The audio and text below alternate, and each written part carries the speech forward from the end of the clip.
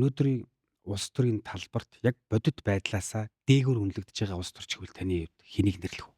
Overrated гэсэн үг Би тийм. нэр хэлэхгүй. Гэхдээ манай ардсан намд нэг нөхөр байна. Ардын намд бас нэг нөхөр байна. Тэр хоёр хоёлоо найз.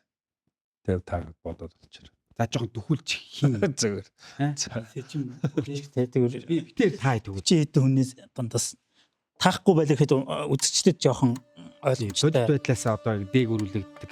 За дараагийнхаа. Та жоохон зөрөгтэй шүү дээ. Энэ дээр тэгээд хэлхээс Ядчил та шалтгааныг нь хэлчих. Одоо ийм учраас Наагураа одоо ингээд нэг тийм ард түмд дотор амар шударгын дүр өсгчээ. Тэгээд цаагуур болохоор шал ондом хийдэг тийм л хүмүүсийг хэлдэг шүү дээ.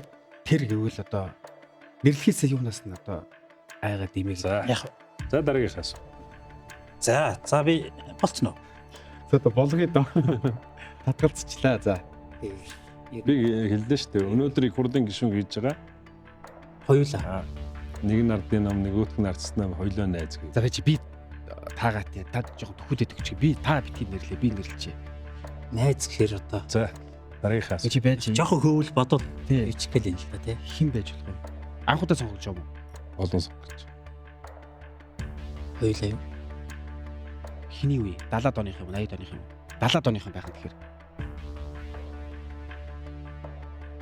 60-аад.